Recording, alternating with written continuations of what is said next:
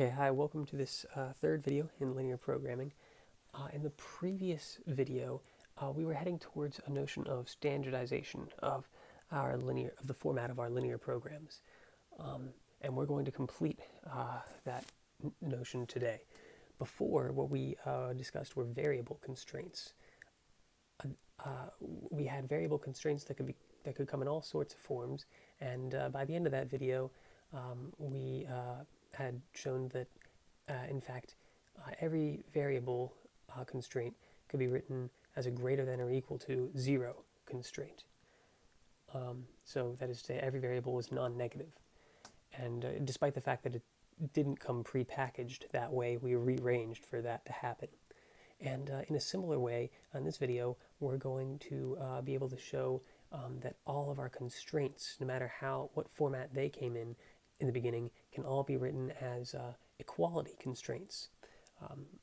And similarly, no matter how our objective function came formulated, we can always write it as a maximization.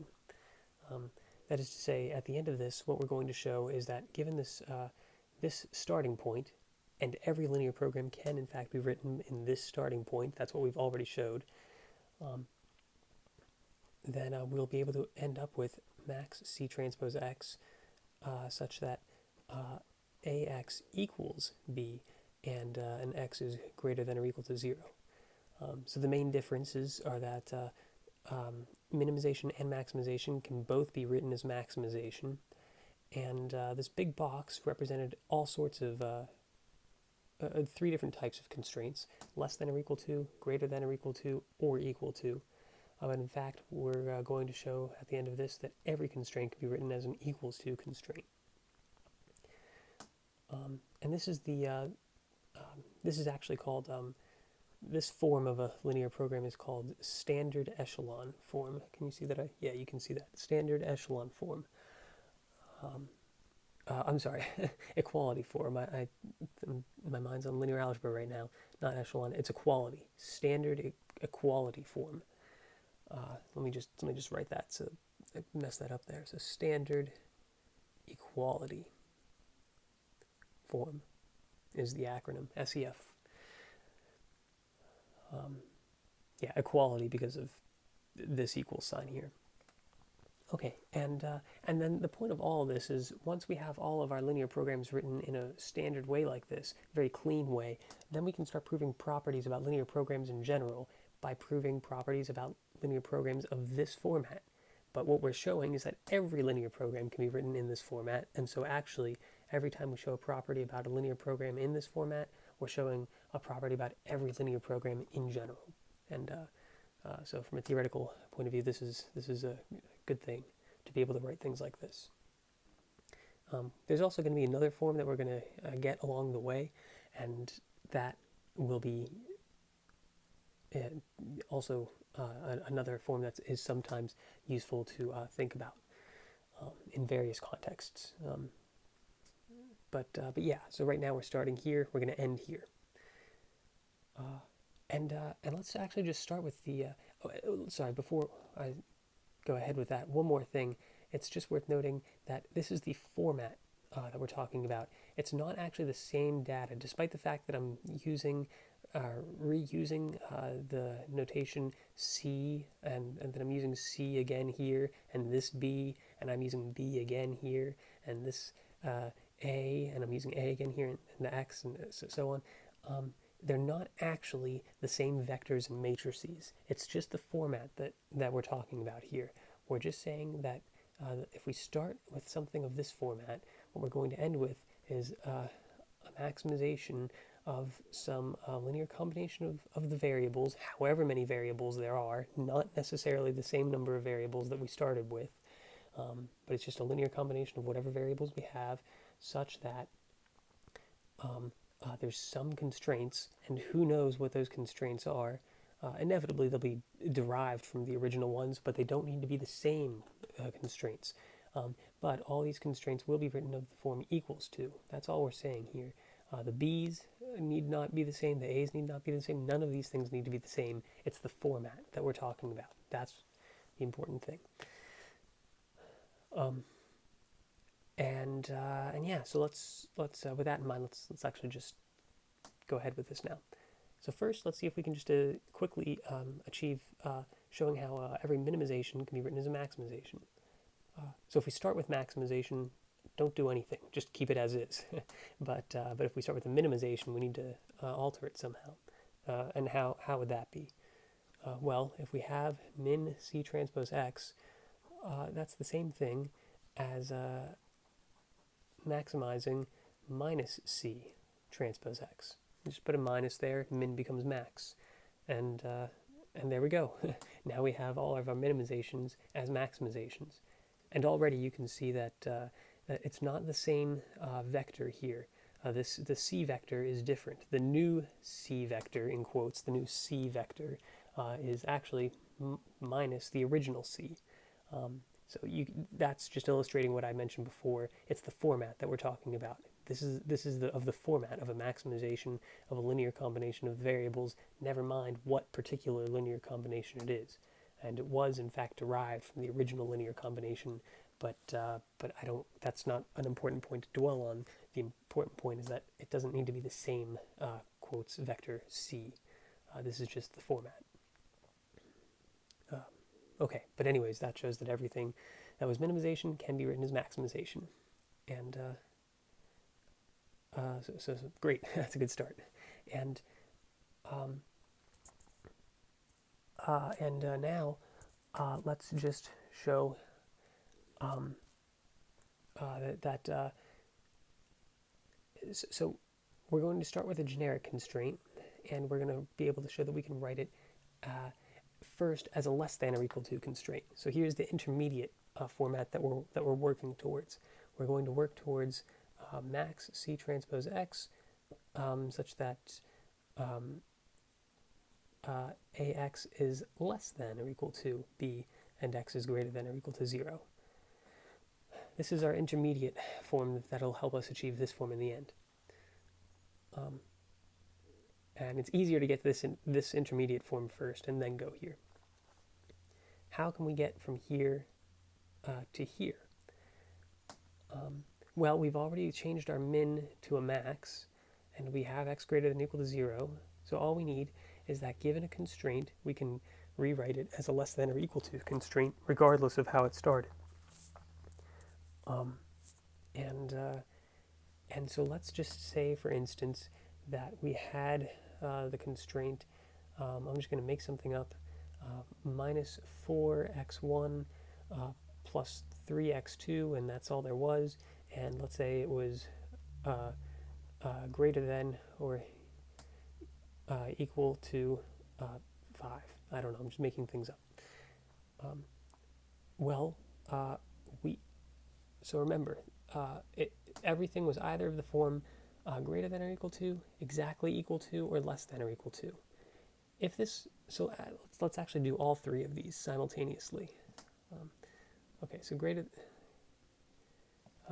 what's the best way to write these? Let's do it less than or equal to, greater than or equal to, or exactly equal to. So three different constraints, possibilities for the constraint, let's say. So we had minus 4x1 plus 3x2, and maybe we're in a situation where it was a less than or equal to 5. Or maybe we're in a situation where it was greater than or equal to 5. Or maybe we're in a situation where it's exactly equal to 5. Regardless, how can we manipulate it so that it's always of the form less than or equal to? So if we start off with less than or equal to here, if it was minus 4x1 plus 3x2 is less than or equal to 5, don't do anything. Just so it's already of a less than or equal to form. So remember, this is many constraints. AX less than or equal to B would be many constraints, all of the form less than or equal to. We're just picking a random constraint here to illustrate this fact on. So anyways, if it was less than or equal to start with, don't do anything, keep it as is, and we're already done. On the other hand, if we have, if it's greater than or equal to, so less than or equal to, don't do anything. Keep it as is. Okay, if it's greater than or equal to, so minus 4x1 plus 3x2 greater than or equal to 5 is the same thing as dividing by negative 1 gives us 4x1 minus 3x2, is less than or equal to minus 5. And so instead of writing this constraint, I would replace it with this constraint.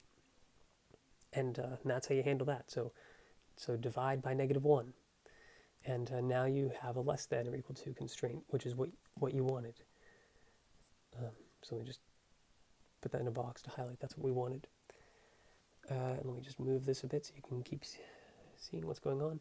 And finally, if we had an equals to constraint, we had minus 4x1 plus 3x2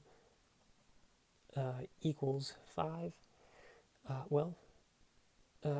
This is the same thing as minus 4x1 plus 3x2 is less than or equal to 5, and we would write down another constraint, minus 4x1 plus 3x2 is greater than or equal to 5. And then we have a less than or equal to constraint, keep it as is. We have a greater than or equal to constraint, so divide by -1. And so this is the same, so I'll just write quotes for keeping it the same thing. And then this, we divide by -1, and we get 4x1 minus 3x2. It's a bad 3 there. 4x1 minus 3x2 is less than or equal to minus 5. And now both are of the form less than or equal to. And so if you see an equals to constraint, you replace it with two constraints. Minus 4x1 plus 3x2 is less than or equal to 5, and plus 4x1 minus 3x2 is less than or equal to minus 5. Okay, so in general, let's say that the generic constraint was alpha transpose x is less than or equal to bi, greater than or equal to bi, or equals to bi. You just do what we just did. So either you keep it as is if it's less than or equal to. If it's greater than or equal to, then so here keep as is. Here we get minus alpha transpose x is less than or equal to minus bi, and here I get alpha transpose x is less than or equal to bi, and alpha transpose x is greater than or equal to bi, and then we just replace the greater than or equal to with minus, so that it becomes less than or equal to, like that. And I would keep both of these constraints, but so these two circled ones. And anyways, that's just in general where alpha transpose x was any row of, let's say it was the ith row of the matrix A, where A consists of all the rows of constraints. Okay, and so that is how we rearrange for every single constraint to be written in the form less than or equal to. And that justifies what we have here. We already showed how to always achieve maximization, and now every single constraint can be written as less than or equal to constraint, and so now we have this format. So what we've just shown is that since every single linear program can be written in this format, then every single linear program can be written in this format. And now, starting from this format, we're going to get this format. And that will show that every linear program can be written in this format. Okay, and so that's what we're going to do now. So what's the difference between this format and this format? Well, it's actually just one thing. It's just we need to change a less than or equal to constraint to an equals to constraint. So that is to say, if we started off with the constraint alpha transpose x is less than or equal to bi, how are we going to achieve an equality constraint instead? Okay, so let's recall. So we're saying this is the ith constraint of the matrix A. And remember that the matrix A generically has entries A11, A12 up to A1n, A21, A22 up to A2n, and all the way down all m rows, AM1, AM2 up to AMN. And And so this constraint really, if you expand it out, is AI1 x1 plus AI2 x2 plus AIN xn is less than or equal to BI. So the only thing you need to realize here is that this is a less than or equal to constraint, and so the left-hand side, there might be some leftover from the right-hand side. Either it's exactly equal to the right-hand side, or it's strictly less, in which case we can add some positive amount and make it equal to BI. So what we're going to do is AI1 x1 plus AI2 x2 plus AIN xn. We know what we've written so far is at most BI. That's what this constraint up top here says. But maybe it's less. So what we can do is we can add whatever the slack is, we can add that on. So let's add the variable s. So depending on what x1 to xn were, that's going to affect what this value is, and it's at most BI. So let's add whatever's left over to make it exactly equal to BI. So now adding s makes this equal to BI. So s is called the slack. It's a slack variable. That was the slack for this constraint. And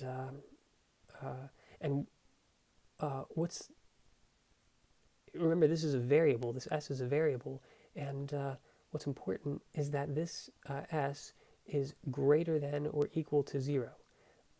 If we already had equality here, AI1 x1 AI plus AIN xn was equal to BI, then when we add s must necessarily be equal to 0.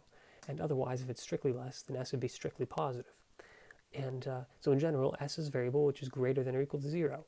So that's consistent with what we already had, which is that every variable is written of the form being x greater than or equal to 0. Here's another variable we've introduced, but we haven't messed up the format. It's still a variable that is has a non-negativity constraint, and that's the only constraint associated with it. And you do this for every single constraint. So every single constraint has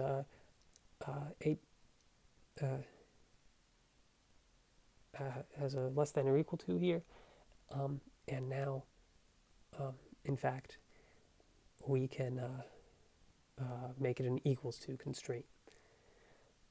And that's how you do it, and that's how you achieve this form here. Let's just see how this works in practice with a small example. Let's just say, I'm just going to make something up. Let's just say we're trying to maximize, let's say 2x1 minus 4x2.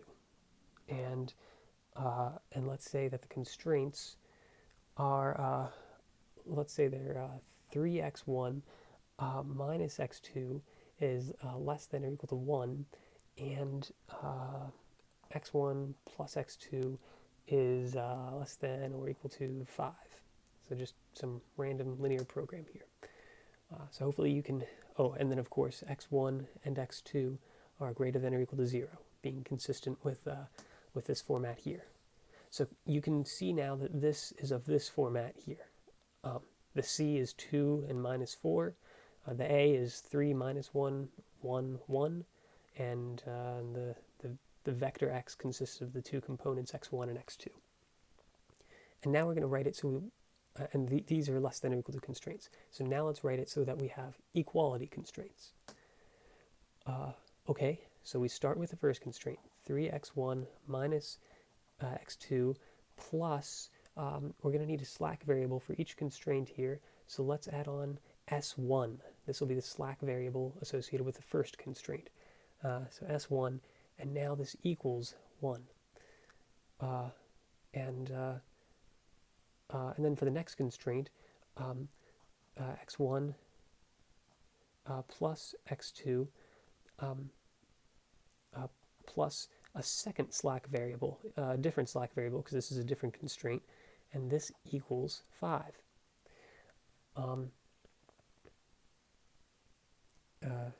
Okay, and so these are the slack variables we need to add on. So when we rewrite this, what it becomes is 2x1 minus 4x2, and then we don't want to include the slack variables in our objective function. So plus 0 s1 plus 0 s2. And then such that the constraints now are 3x1. Oh no, I'm sorry. I was going off the page or off the screen there. Yeah, can you see now? So max 2x1 minus 4x2. We don't want to include the slack variables s1 or s2 in our objective function, so the coefficients associated to them are zeros, 0s1 and 0s2. And now the constraints are 3x1 minus x2 plus s1 equals 1. But what about the second slack variable? There's another variable that we introduced, s2, but we don't want to include it. So it's plus 0 s2. And that leaves us with 3x1 minus x2 plus s1, and that equals 1. And similarly, the second constraint now becomes x1 plus x2. Do not include the first slack variable, so plus 0 s1, and then do include the second slack variable, plus 1 s2, and this equals 5. And then all of our variables x1, x2, s1, and s2 are all greater than or equal to 0. And there we go. We have a maximization of some function consisting of linear combination of these variables, and it's a new matrix. Again, the matrix does not need to be the same as what it was originally. It's a new matrix. In fact, there's more columns than there were before. But now all the constraints are equal to, and all the variables are greater than or equal to 0. And in general, that shows how we can get this form here. Maximize linear combination of the variables such that all the constraints are equality constraints, and the variables are non-negative variables. And that's how you do it for every single linear program. And so from now on, when we talk about a linear program, we can just assume that it is of this format, because if it wasn't, we could convert it to that format. And then using this format, it'll be convenient to help us prove properties about linear programs. But that'll be showing such properties will be for subsequent videos. That is all for this video. Thanks for watching.